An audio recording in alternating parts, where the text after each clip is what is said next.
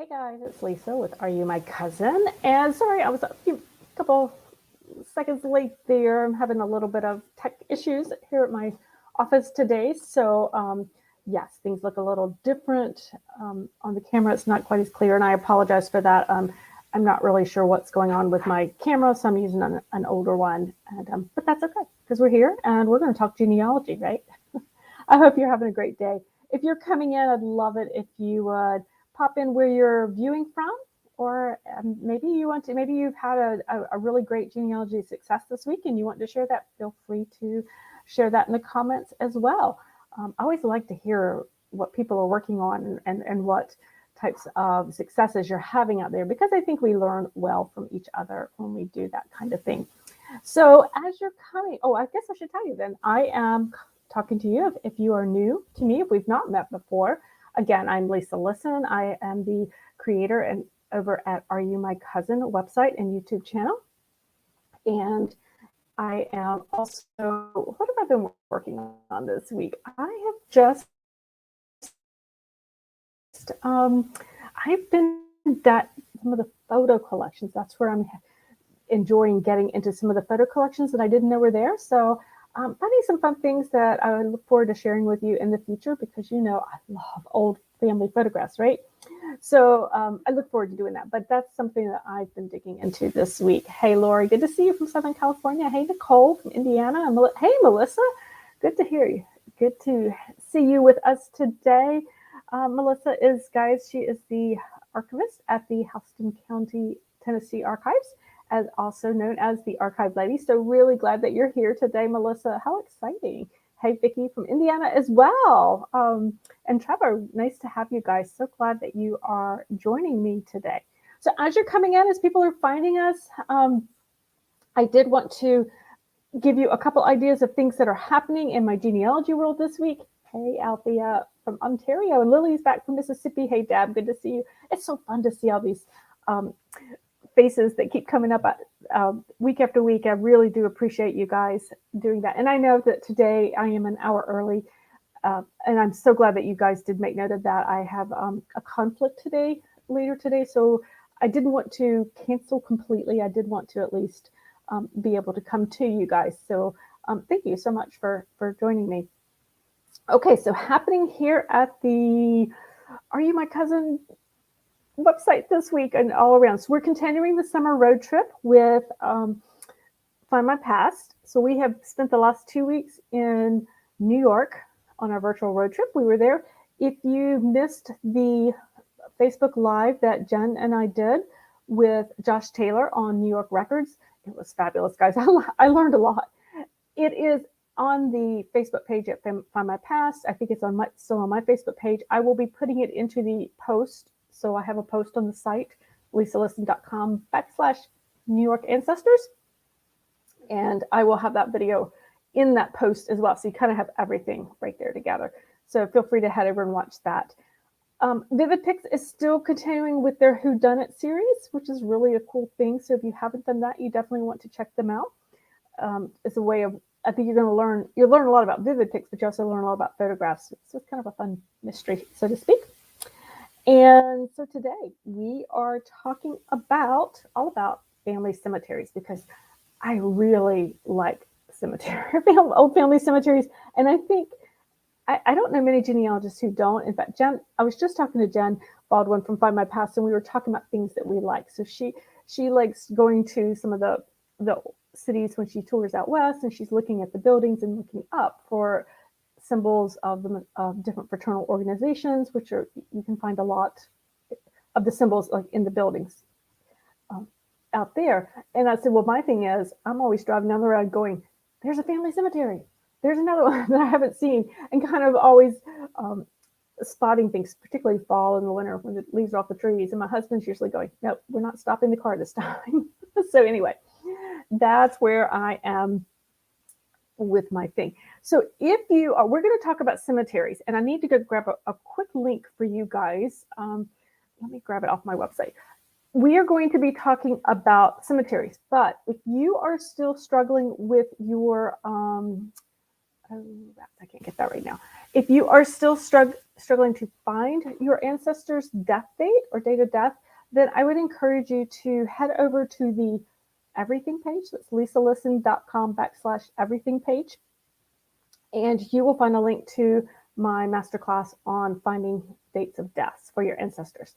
And so I'm working off a new computer, so I don't have that one quite pulled up, but I will pop it in the comments as soon as we're done here, guys, definitely for you guys. So let's see who else has popped in. Hey, Amy from Willamette Valley in Oregon again. Nice to have you. Hey, Kathy. Joan is here from Lincolnshire, UK. And I'm sure, Joan, I said that with a Southern accent, right?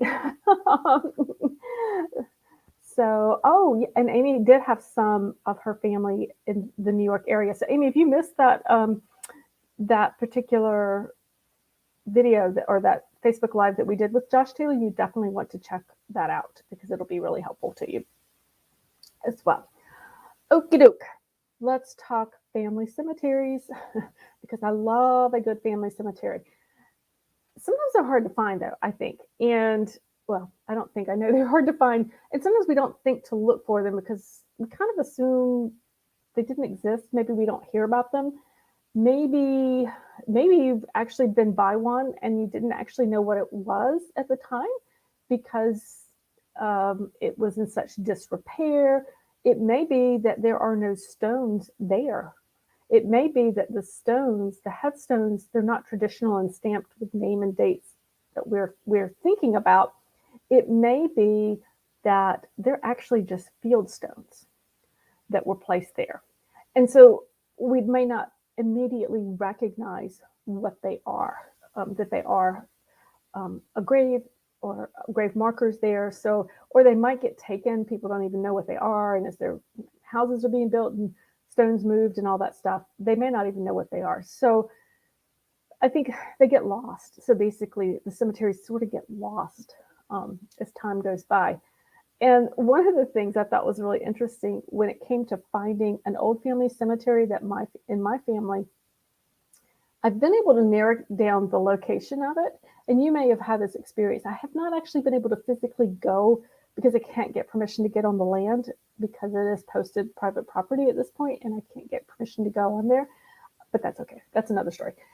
So, but I didn't even know it existed for a long time. And I had asked because I knew I had photographs of the, home place, my Maddox family home place where the Maddox family lived. And so I had photos. I knew it existed. I knew the approximate area. Well, actually, I knew the location of it from relatives. And I did a lot of interviewing of my older relatives before they passed away. And so I remember this one particular time asking my aunt, and I had asked her a couple of times. I said, is there an old family cemetery that I could go to? She goes, no, there was never a family cemetery. Everybody that I'm aware of is buried at such and such church. Well, the church, I was looking for gravestones that predated the church, actually. And she said, nah, I don't know of one. I don't know of one. So we went visiting one day. Went down there. So my cousins and I, we got my aunt, and we went to visit various other cousins, older cousins in the area. Now, these are not folks that I had met probably since my childhood, but it was really fun. It was names I knew, and we got to stop and visit.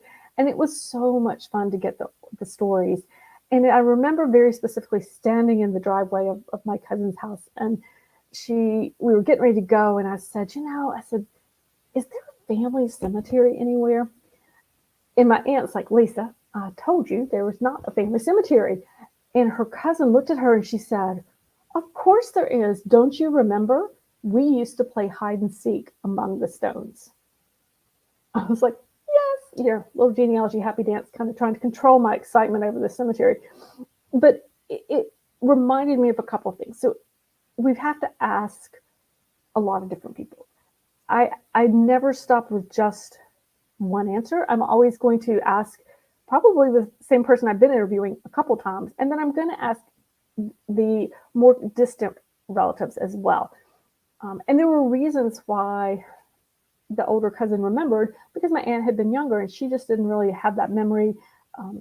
Her parents had passed away early, so her mother had, so she was bouncing around from family to family. So she had a little more disruptive childhood than her cousin, who had a lot of memories of being in that place for a longer period of time. So it drove home to me that I have to remember to ask. And that, if I keep asking, hopefully I'm going to find the right person who can answer that question. So I'm going to encourage you to make sure you are getting out there and asking more and more people as you go. So all that is to say, I love a good cemetery. I love going to explore them and learn the stories that are behind them. So I wanted to give you some tips on finding where to find evidence of old family cemeteries, because you may have overlooked some of these. Now, if you've been researching old family cemeteries, if you have found evidence of them in unusual records or in unusual ways, please feel free to drop them in the comments, because I would really like to be able to share that and learn from you as well. I know, Joan, particularly since you're in the UK, you may have an insight for UK founding old family cemeteries in the UK that we don't necessarily have here in the US. So I'd love to hear some of your experiences if you have any. Oftentimes, because I research here in the South, I research a lot of ancestors who were rural farmers. In fact, that's predominantly what they were, rural farmers. And so it is not unusual at all to find an old family cemetery that today looks very out of place, but at one point was part of the old family home place. So I might find myself in the middle of a cornfield or a tobacco field, probably more likely here in this area, or, it might be in the middle of a subdivision that has grown up. I remember going to a play date with my children and looking across the street from my friend's home, and there's a lovely little gated cemetery. And what it was the family cemetery. It was a family cemetery. So when they developed the area, they fenced it off. It was considered private property, of course. And that's where it was. And the development literally went all the way around it. So it was an interesting place to think about where they could possibly be. Now, other places might be, you might notice if you are researching cemeteries and you find yourself in a church cemetery, consider the graves that you're finding. Consider the age of the gravestones as compared to the church. This has happened to me on a couple of occasions where I have found the gravestone only to realize later when I was working on my research that gravestone predates the church by like 30 years. And what it turned out to be was the family had donated the land to the church, and the cemetery that became the church cemetery was just basically grown out of the old family cemetery. So it was really interesting to kind of put those pieces together, but keep your mind kind of open to that type of thing. So Amy said there are always members of families that remember and know things that others don't, depending on their ages. Yes, where they belong in our family trees. Unfortunately, all of your family that you're aware of are no longer living. And that is hard when we're at that age ourselves, where the relatives who would know are no longer living. In that case, a lot of times what I encourage people to do is to reach out collaterally and research maybe the next generation back from you. Maybe you are the oldest generation. They aren't there, but look at the collateral lines. Look at the cousins who came off those other lines, because they may have the information that didn't necessarily filter down through your family. So that's a lot of times what I'll do. I can also try to do it with all the family trees online. When I find things like that, if I find other researchers who are researching a particular family, I reach out to them as well. That was something I started doing early in my research, and was able to really put some pieces together and find some cemeteries because of that. So another thing that you can possibly do, I'm probably getting ahead of myself a little bit, but would be to check with groups that do cemetery surveys. So we're familiar with Find a Grave, we're familiar with Billion Graves. There's one you may not be as familiar with. It's called Cemeterycensus.com. Started here in North Carolina. It does cover a number of different states, and it's all volunteers.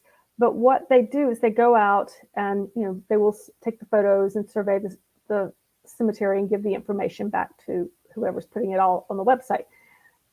So what was interesting was there was one county in North Carolina where they had a large group of researchers who were, this was their kind of project that they did, and they spearheaded it. So I actually talked with them, and they told me of some places I probably should look that I wouldn't normally have thought to look at. So they documented over 400 cemeteries in their county. And so by talking to them and saying, how did you find this? Or I thought they would be here. And they're like, no, you probably want to look in this direction, or, consider looking at this little tiny church cemetery. It's not a cemetery I would have associated with my family, but they had more of that knowledge. So that's another way to go about doing that. Kathy said her uncle, just before he died, told you about the family cemetery, but you couldn't figure out what he was talking about. Oh no.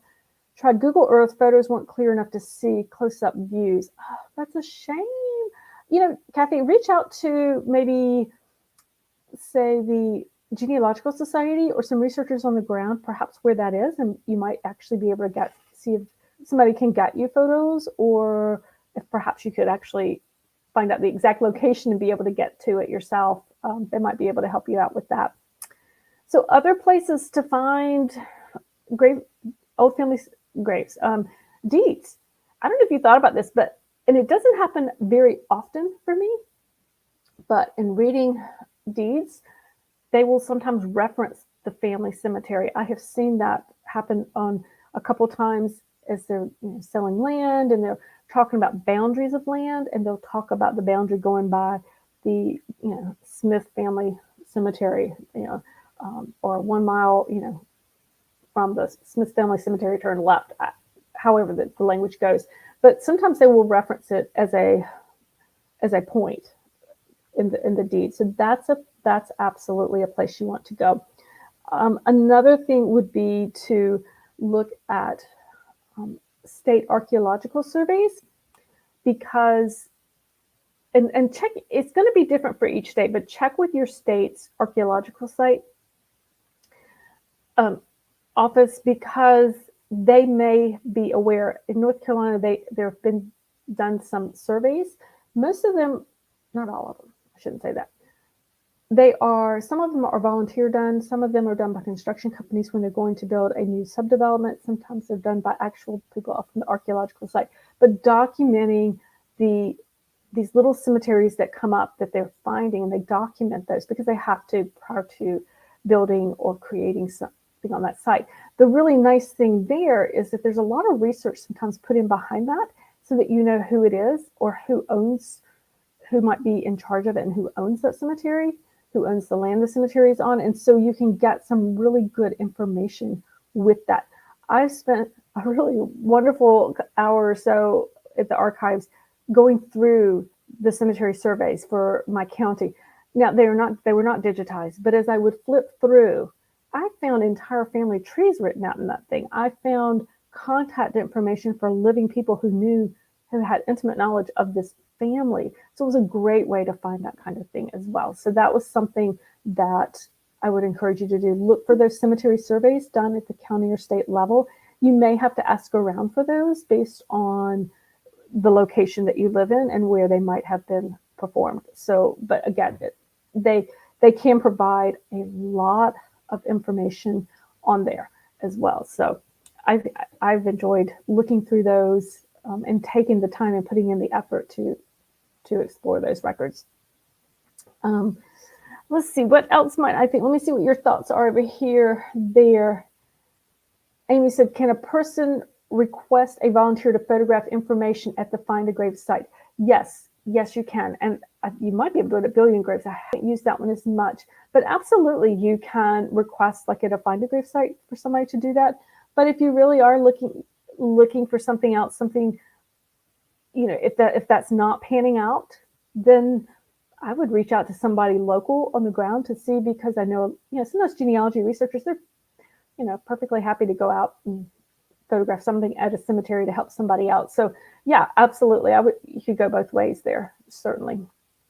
So Mika said, you found a reference to the family graveyard in the sale of land once owned by your ancestors. The land, lot, and district were listed.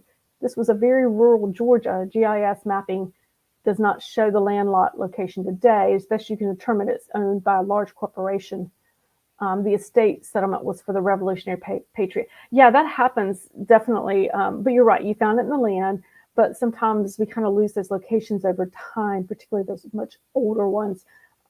I did have somebody tell me I was looking for the grave site for I don't know, fourth or fifth, must have been fourth great grandparents, and I actually knew what church. I actually knew that they were buried near the church in this rural North Carolina town, and but they then somebody said, but you won't find it because they were buried up by what is today close to the front door, and they've paved the driveway over it. So I don't know. So they're like, you just know that they're there. I was like, okay, we'll just know that. Kathy said her cousins might know. Oh, we were talking about reaching out to other cousins and collaterals about finding ancestors or finding those family cemeteries. You said your cousins might know because, yeah, but the pandemic and health issues, definitely that is keeping people and slowing people's research down. I don't know about you guys, but I've actually been, I just have kind of a list so that when I can get to the archives now that they're opening back up and things, I just made a list throughout the last year and a half of things that I needed to look up or places I wanted to go, different repositories and things like that. Cemeteries have been a little easier because they are outside.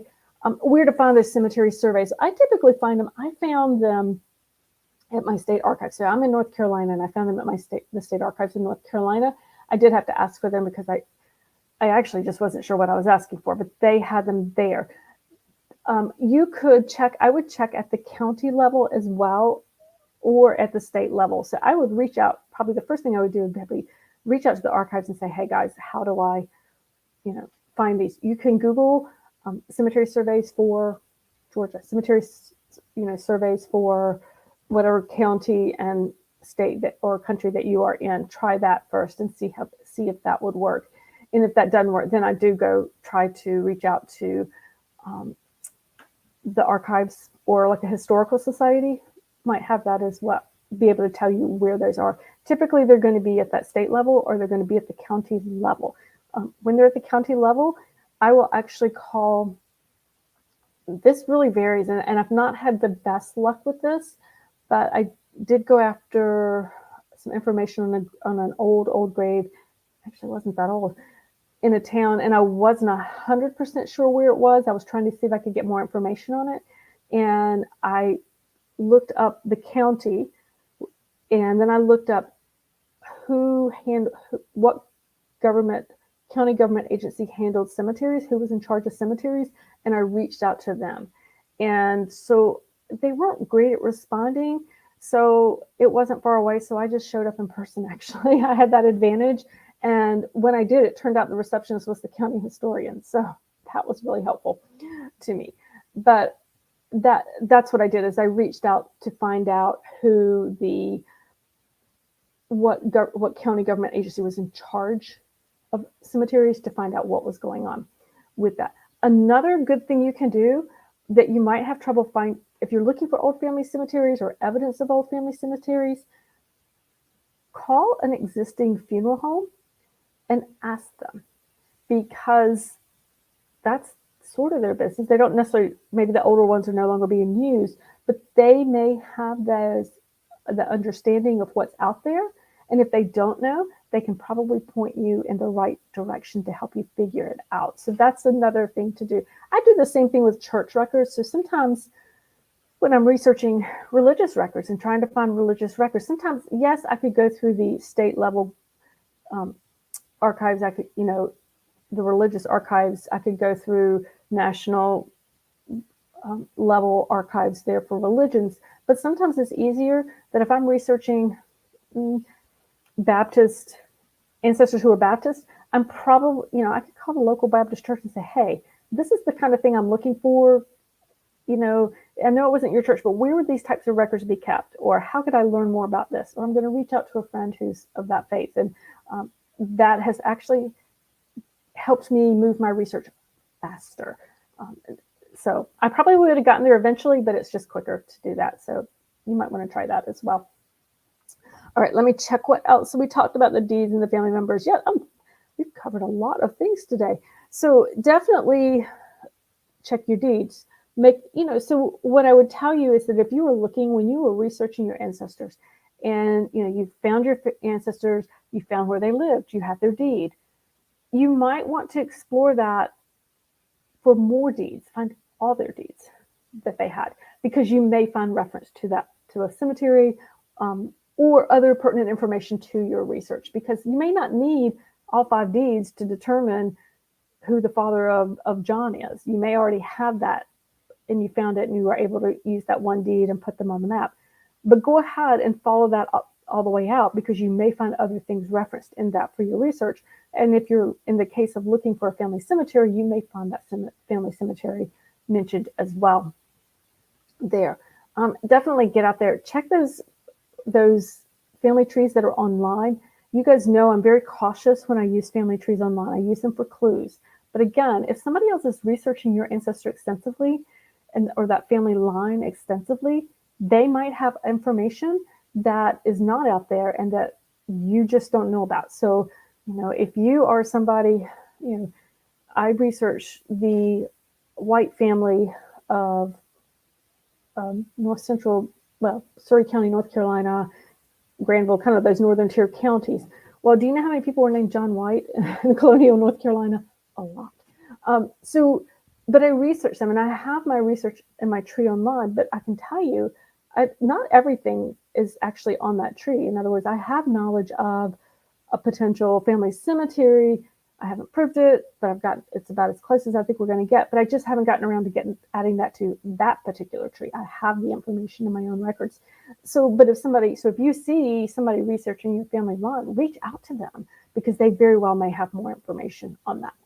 Amy said there can also be difficulties of places that incorporate previously rural areas into their county.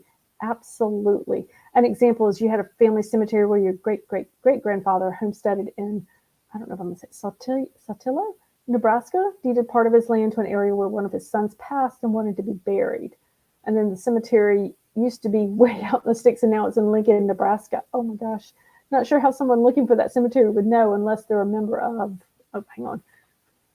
I have to come down a little bit further. Oh, okay.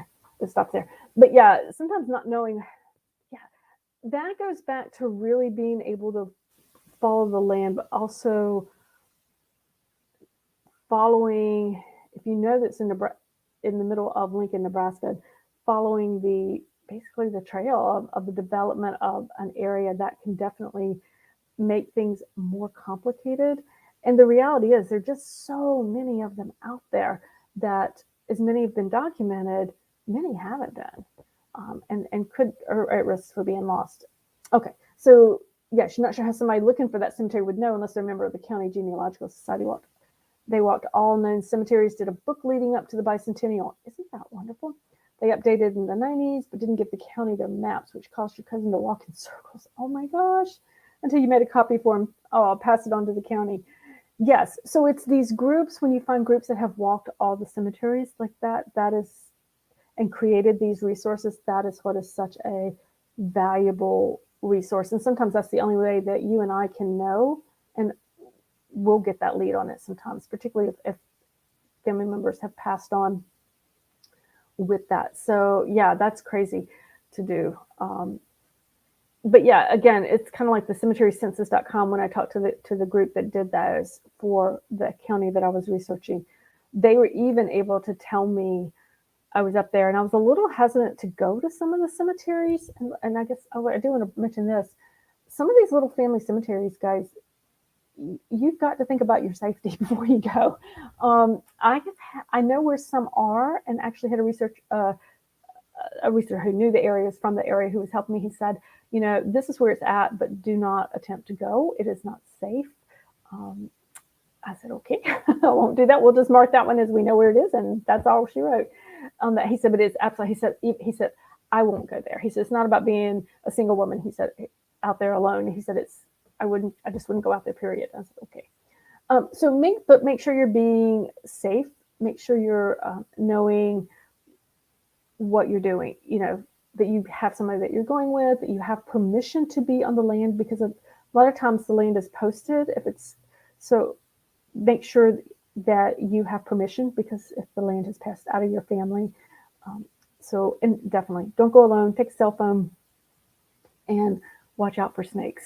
At least I also know where another one is. And a gentleman told me, he said, I'll tell you exactly where it is. He said, but do not go in hunting season.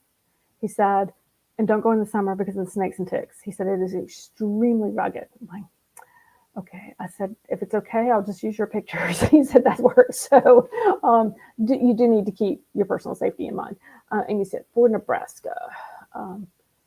Oh, Amy, you know what? I think that was Kathy. Kathy, I'm not sure what county you were talking about. I don't think that was Nebraska, was it? I think that was the County Genealogical Society that did that. Was it not, Kathy, where was that? Nebraska, or was that a different state and county for that? I got those mixed up. We'll find out, Amy. So, yes. Oh, it's for Ohio. Yes. But you could look out and reach. Those are the kinds of great little books that you might also find in a local library. You guys know I talk a lot about going to local libraries when I visit an on-site visit, because they oftentimes have local sections. So, and it could just be one bookshelf. It could just be one shelf, but they have the local regional area books. And sometimes you find there's really unique types of resources there. So if you're having trouble, Amy, reach out to the Historical Society, reach out to the Genealogical Society, and you can reach out to the local librarian and see what they might have. Oftentimes the librarians, if they have it, they can take you right to it, or they can tell you who you need to talk to about that. So that'll help you out as well, as long as that one is still seen and been able to see. So, okay, guys, I am super excited. This is great. I love talking about cemeteries right now, to be honest, because I live here in the South. I do not, I'm not out in the cemeteries that much because it's very buggy. And the older ones, the ones I typically like to go in, are kind of grown up, and there's a lot of poison ivy out there. I wait till a lot of that dies back in the fall and the winter. It's a great time, at least in my area in the South, to go out and do that. You don't have to worry about some of the creepy crawly things that are out there. Although in other parts of the country, I know that's not as much of an issue. So glad we can do that. All right, guys, I'm going to let you go. Head over again. If you're still struggling finding a death date outside of just finding where they're buried, you might want to check out that masterclass I did on where to find death dates for your ancestor. It is at the everything page, and I'll pop that in there as soon as I get off and get all my tech back online the way it's supposed to be. I can pull my resources quickly there. So definitely do that. And I look forward to seeing you guys next week. Thank you so much for joining me at this different time. I appreciate you guys joining me here. But we'll be back to our regular time next week, and I will talk to you then. Have a great day, guys. Bye.